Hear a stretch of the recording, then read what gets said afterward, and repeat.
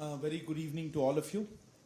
Thank you very much for joining us at this late hour in Hiroshima, where we are currently here for the G7 Partners Summit, where Prime Minister Shri Narendra Modi arrived yesterday evening, and the summit is still underway. We just concluded a long day of meetings and other engagements, and to give us a sense of what has happened so far and the day ahead, we have with us Shri Vinay Quatra, Foreign Secretary of India.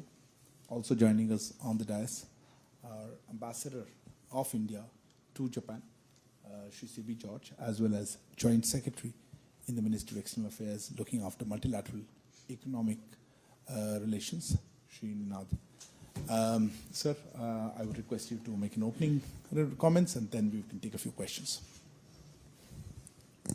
Thank you very much, Arindam, and good evening to all the friends from the media, and sorry for this late night press briefing this evening, but it's just that the meetings prolonged for as long as they did. We have come to the end of packed and intensive day one of the visit of Honorable Prime Minister of India, Shri Narendra Modi, who's here in Hiroshima as part of his on the first leg of his three-nation visit. As you may all know, Prime Minister arrived in Hiroshima late last evening, and his engagements today began early in the morning. His day was structured in terms of his meetings into three parts. The first set of things, which was spread all over the day, were a set of bilateral meetings that he had during the day. His second set of formal engagements pertained to the sessions of the G7 outreach summit between the G7 member states and the invited outreach countries. And his third session pertained to the Quad summit, which was held earlier this evening under the chairpersonship of Australia, Honourable Prime Minister Anthony Albanese, who chaired that session. In terms of Prime Minister's bilateral meetings, he had 4 or 5 meetings during the day today. He started off his bilateral meetings with Prime Minister Kishida, Prime Minister of Japan, which was followed by his meetings with President of Republic of Korea and Prime Minister of Vietnam. Later in the afternoon, he met with President of France, President Macron, and President of Ukraine, President Zelensky. As you all also know, just giving you a brief run of different bilateral meetings that Prime Minister had. Prime Minister Kishida, as you all know, was recently in India, and today's meeting in fact provided an opportunity to take forward the conversation which the two Prime Ministers had held during Honourable Prime Minister Kishida's visit to India. During the bilateral meeting, the two leaders discussed the whole range of bilateral areas of cooperation. More specifically, the topics of discussions included the conduct of their respective presidencies of the two groupings that they are chairing. Honourable Prime Minister of India, the presidency of G20, and Honourable Prime Minister of Japan, the presidency of G7. Besides this, Ukraine, developments in Indo-Pacific and cooperation in Indo-Pacific, bilateral engagement in the fields of education, skill development, tourism, lifestyle for environment, that's Mission Life, which was launched by Prime Minister of India, green hydrogen, high technology area of cooperation including semiconductors, digital public infrastructure, training and capacity building engagement across the whole range of economic areas of cooperation. These were some of the areas which featured in discussions between Prime Minister of Japan and Prime Minister of India. During this meeting, Prime Minister of Japan also informed Indian Prime Minister that the Bodhi sapling that the Honorable Prime Minister of India had gifted in March this year when Prime Minister Kishida had visited India is being planted in Hiroshima. As I mentioned, Prime Minister's other bilateral meetings were with President of Republic of Korea and Prime Minister of Vietnam, in which the discussions focused on the whole range of bilateral issues as also developments in the region. During his meeting with the President of France, both leaders spoke about their commitment to the India-France strategic partnership, particularly in this 25th year of our partnership. Prime Minister conveyed to President Macron that he's eagerly looking forward to his visit to France for the Bastille Day celebrations on 14th of July, where Prime Minister of India will be the chief guest. With regard to the meeting with the President of Ukraine, you have already seen earlier on in the brief tweets and the other details put out by the spokesperson. In meeting with President Zelensky, Prime Minister of India conveyed India's clear support for dialogue and diplomacy to find a way forward. Prime Minister also said that India will continue to extend humanitarian assistance to the people of Ukraine. Coming to the set of sessions that were held under the G7 outreach summit between the G7 members and the outreach countries. Prime Minister of India spoke at both the sessions today. The first session focused on the different challenges which are currently being faced by the world, in particular the challenges relating to the food security, health security, developmental issues, and gender. In his intervention during this session, Honorable Prime Minister made a whole host of suggestions in terms of how the current challenges could be addressed. In particular, he made a 10-point call to action at this session. I would briefly enumerate the thrust areas of these points which he mentioned. His first point was to focus on developing inclusive food systems, and particularly the kind of food systems that protect the most vulnerable sections of the developing country communities, including in particular the marginal farmer community. Second, Prime Minister Modi strongly advocated adoption and awareness about millets. In his intervention, he brought out very clearly that millets provide a very strong path for strong, good, balanced nutrition. Through water conservation, they extend environmental benefits and have the propensity to grow well across different agroclimatic zones. Third, he focused on the a fairly substantial problem of food wastage and how the efforts to stem the food wastage can be directly linked to our efforts to strengthen food security. How less food wastage translates to greater food availability. That was the central thrust of what Honorable Prime Minister said. His fourth point pertained to the importance of depoliticizing the global fertilizer supply chains.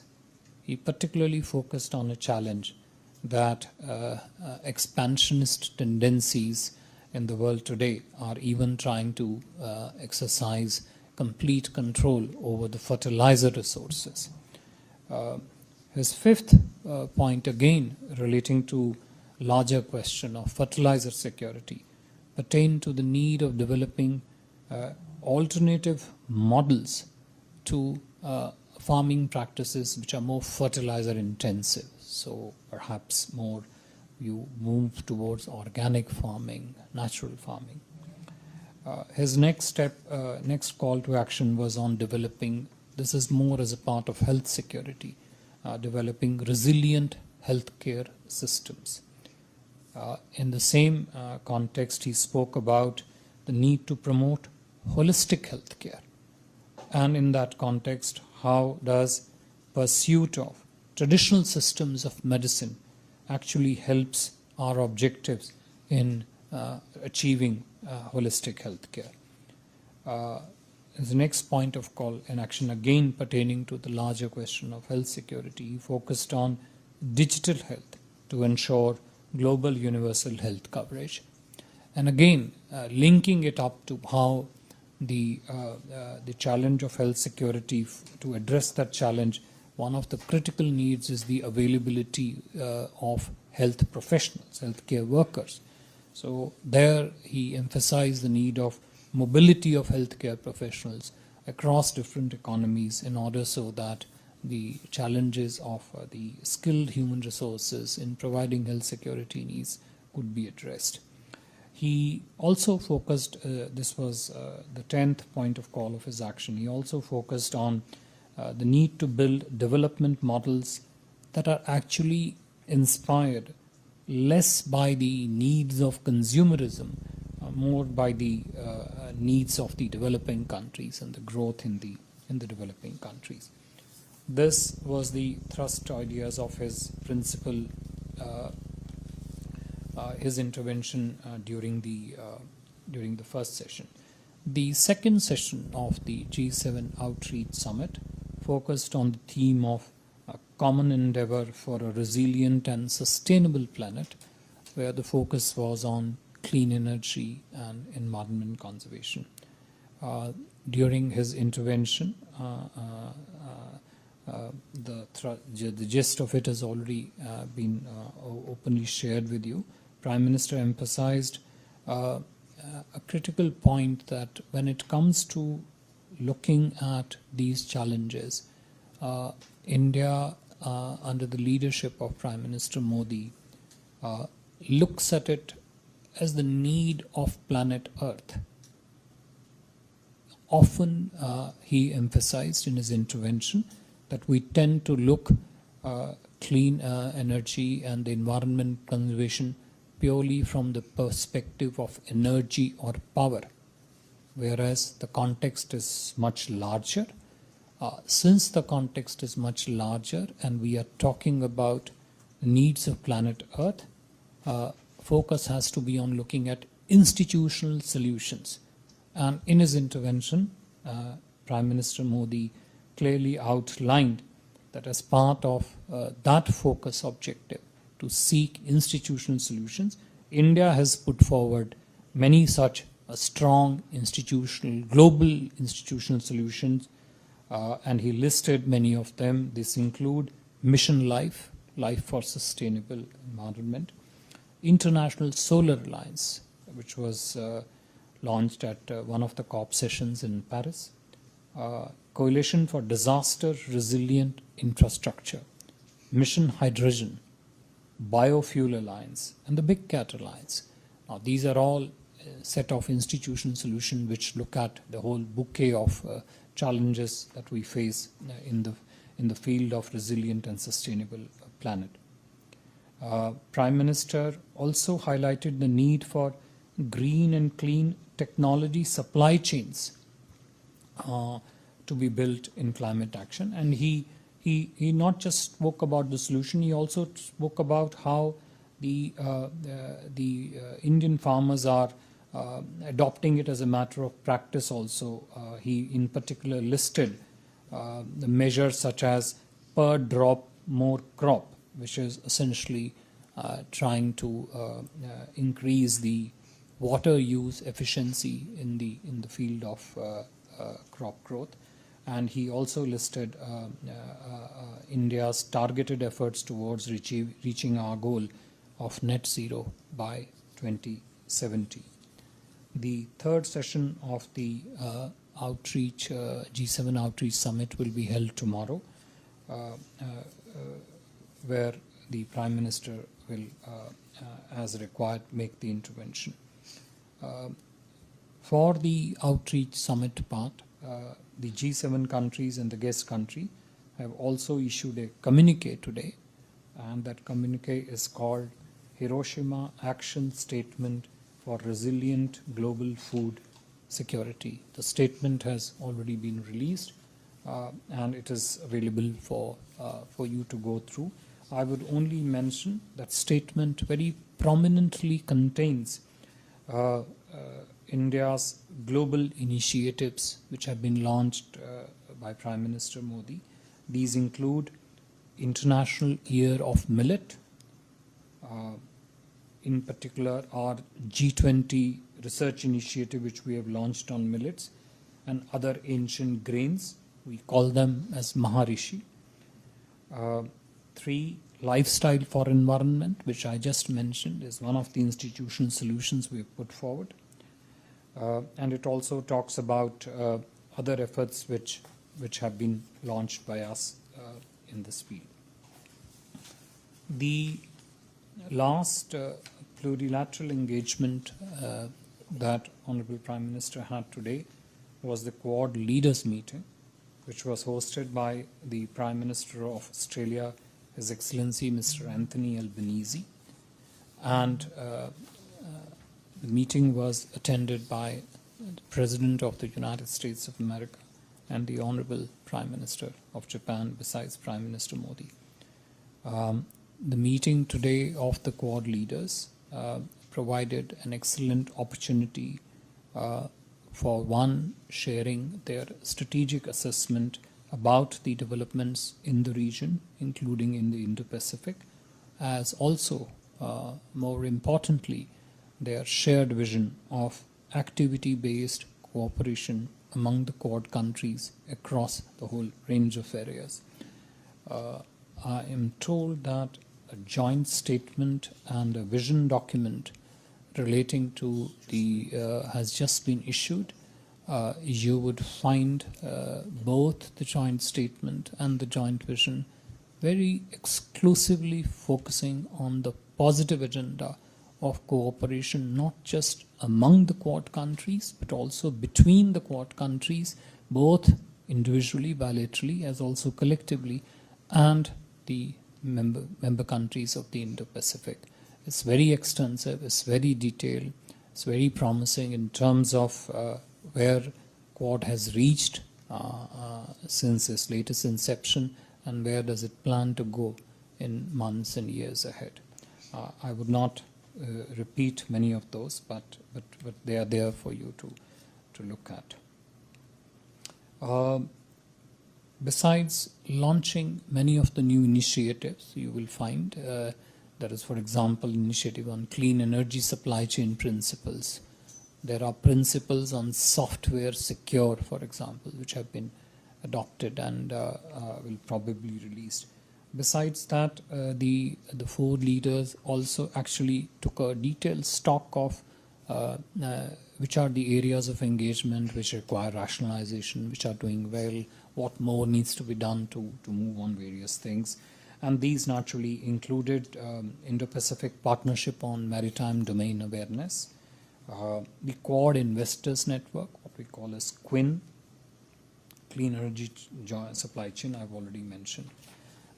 Besides his engagements in the formal engagements, bilateral in Quad and G7 Outreach Summit, Honorable Prime Minister also unveiled the bust of Mahatma Gandhi, which is a gift from the Government of India to the city of Hiroshima.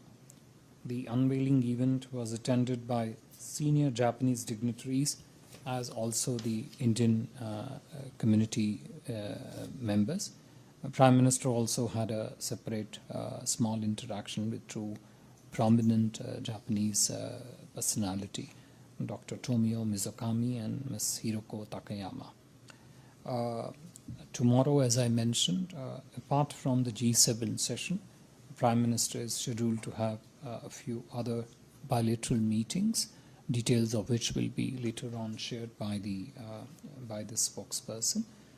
The program tomorrow would also include a visit to the Hiroshima Peace Memorial, where the leaders will pay floral tributes. I would stop here, and if there are questions, I would try and answer them. Thank you. Thank you very much, sir. Before I open the floor for questions, the ground rules, please introduce yourself and the organization that you represent. And because of the lateness of the hour, we'll just do a quick round of questions. Why don't we start with you, ma'am? Microphone to you. Sir, Ayushi Agrawal from ANI. Sir, during the meeting of our Prime Minister and Ukrainian President, was there any kind of discussion regarding the participation of Ukraine in our G20 meetings and summit? Because we have seen that in the past he has mentioned that Ukraine would, President Zelensky would be happy to address the summit. So any discussion on that? Also, if Zelensky has extended an invitation to Prime Minister Narendra Modi to visit Kiev? Did he? The question is, did he? Yes, Oh, okay. if the President has extended an invitation to Prime Minister Modi. Okay. Ma'am, behind. Yeah, right behind you. Yeah. My name is Tomoko Igarashi. I'm from Mainichi Shimbun newspapers. My question is also about meeting with Ukrainian President Zelensky. Could you please provide us some more details of the meeting, especially in regarding the request or maybe your proposal about mediation? Thank you. About mediation? Yes. Okay. Yeah. Siddhant? Hi, sir. Siddhant from WION. So how much the Chinese aggressive actions with India and in the region were part of the conversation Prime Minister had with various world leaders, including with President Zelensky and, of course, with the French President. Also, during his addresses to the outreach meeting, were there any indication of how Prime Minister talked about the aggressive actions by the Chinese? Because this has been a dominating focus here at the G7. Okay. Yeah, please go ahead. No. Okay. Okay. Maybe what we'll do, since there seems to be a lot of questions on Ukraine, can we have any other question on Ukraine? Yeah. Okay, let me take the Ukraine ones first. Okay, yeah. Sir, मैं विशाल पांडे हूं जी news से। मेरा सवाल यही है कि क्या Ukraine के राष्ट्रपति के द्वारा युद्ध रुकवाने के लिए कोई बातचीत की गई प्रधानमंत्री के साथ में, या कोई ऐसा मध्यस्थता की पेशकश की गई? Since we are abroad, I'll just translate briefly. The question was whether any request for stopping of the war or mediation of the war was there. Anybody else? I saw another hand on Yes. Ukraine. Yeah, This is the lady. Maria Shakil from CNN News 18. My question is, who had sought this meeting?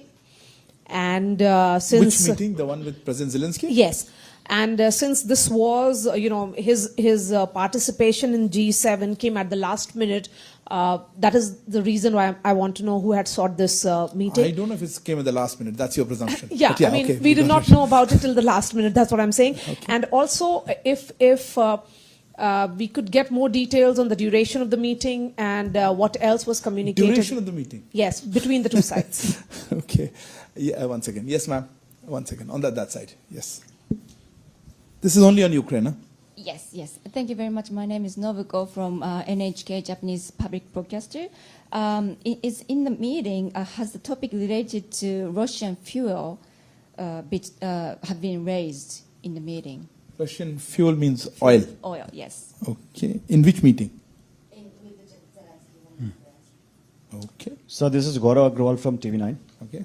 So in between the PM Modi and Ukraine's President Zelensky, they have talked about, PM Modi has stated that this is not a political or the economical crisis, this is a crisis based on humanitarian crisis. So what sort of help India can provide to Ukraine on that humanitarian ground? And is there any plan to send some sort of help to Ukraine from India? Okay. Any other questions? You still have another question? Okay. Yeah, go ahead. Microphone behind you. What were President Zelensky's... Introduce yourself for the record. I'm Amrit Pal Singh. I'm from DD India. What were President Zelensky's expectations from India in that meeting? Okay. I think that covers it. Okay. Yeah. Thank you very much. Let me for the purposes of simplification, let me take the yes-no answers first. It's, I think, easier in that sense.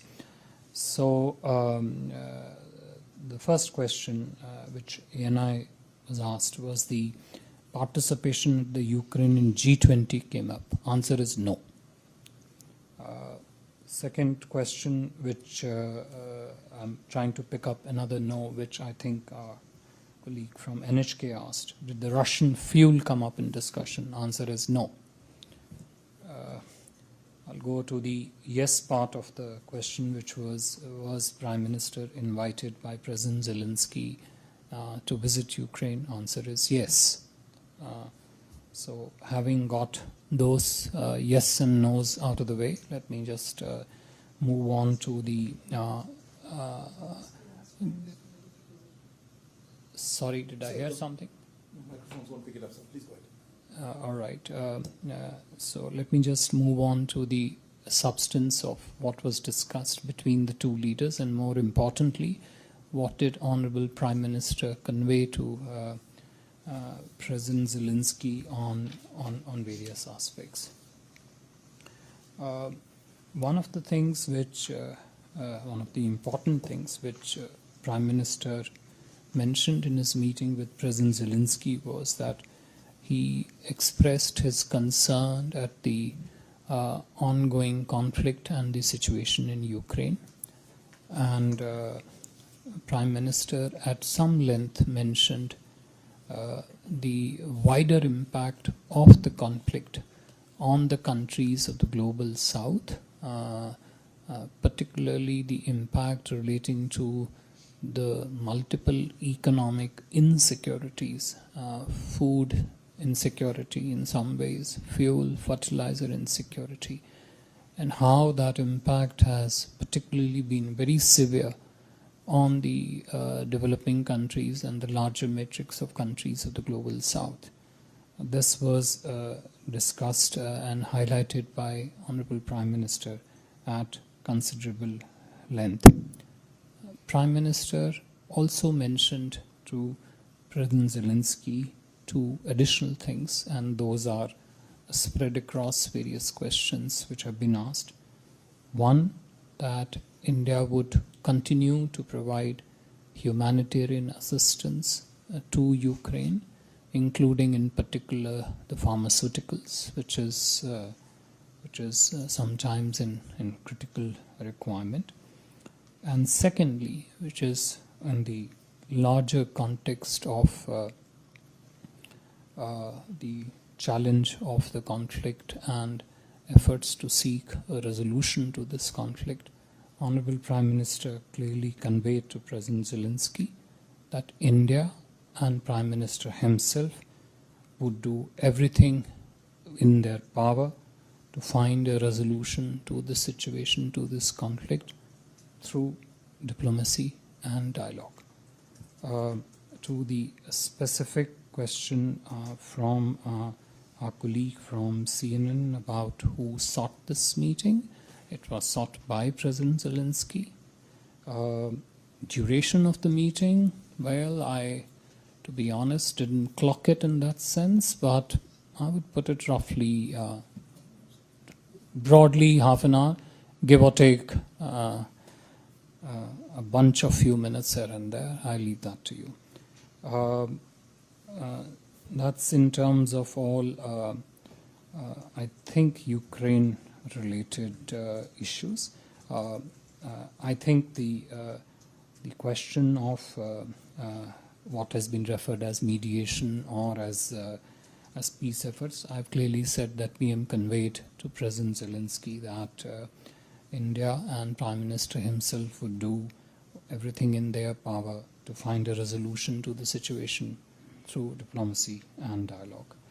There was one question in between from Siddhant, which was non-Ukraine related, which was on the whether the question of Chinese approaches in the region, including in the Indo-Pacific, etc., came up. During the Quad interface. As I mentioned to you in my opening remarks, the 4 Quad leaders shared their strategic assessment of the developments in the region, including in the Indo-Pacific, and they also focused very heavily on how the Quad leaders among themselves and Quad leaders with the other countries of Indo-Pacific could cooperate to pursue a positive agenda of cooperation across various domains of engagement, but also in a manner that mitigates some of the challenges that they see in the region. Some of these things also came up as required in the bilateral discussion, but most of the bilateral discussion, as I mentioned, focused on areas of bilateral cooperation, but also developments in the region. Thank you, sir. Are there any questions that are not related to this issue of... yes, sir. Good evening. Yeah, you can be heard. Good evening. My name is Takashi Ishihara from Asahi Shimbun. My question is about the Global South. Prime Minister Modi ji made a voice about the global issue during the outreach sessions. While the communique, when I read the communique, there is no term of the Global South. So do you think the G7 countries are considering the issue of Global South seriously? Yeah. Any other question? We'll just otherwise close it with that. Yeah. Okay. So the last question. Look, Thank you. it is not correct for us to comment on the G7 communique because we are not a member of the G7. So I think those are questions that one should address to G7. But I would, respond to the larger context of G7. And I'll take you back to January. When Prime Minister of India, Mr. Narendra Modi, made a call for the global South countries to come together and share their priorities, share their concerns, share their interest, share their challenges, shares what they expect from G20, share what they expect from the rest of the world. Prime Minister Honorable Narendra Modi ji invited 135 countries of the Global South. 125 countries attended that summit, Voice of Global South. The summit itself was structured around 6 sessions. There were 2 leaders level sessions, bookends, opening and the closing, and there were ministerial sessions on finance, on commerce, on environment conservation, on development partnership. And here is what came out as Voice of Global South. When you say Voice of Global South, in some manner these are individual voices, but in some manner this is also a voice of a collective, which is countries of the Global South. And the whole objective of the Honorable Prime Minister was to listen to that voice and also in a way speak for that voice. Of course, as a member of Global South, we are one of them, but we are also a Voice of Global South. So what did we hear? We heard very, very clearly that Global South needs development partnership template which does not burden them with debt. And you find a clear reflection of that in Honorable Prime Minister's intervention today when he spoke about developmental template. When the countries of the Global South spoke, they said that there is a disproportionate impact of conflict in Ukraine on them. Food availability, basic food raw materials have dried up. Fertilizers, too expensive. Oil, not available. Which is what Honorable Prime Minister has highlighted in his G20 interventions and also in G7. Now, you could quibble that it is not there in X communique or Y communique.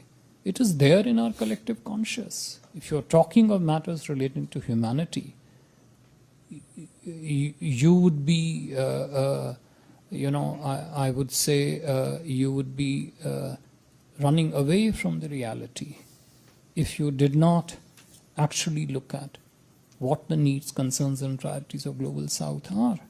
So Global South, I would urge you not to dismiss it as a terminology. It is a sentiment. It is a real concern. It's a reality of the challenges and the problems in here. And in all the bilateral meetings that my Prime Minister had today, every leader that he met spoke about, referred to the challenges of Global South.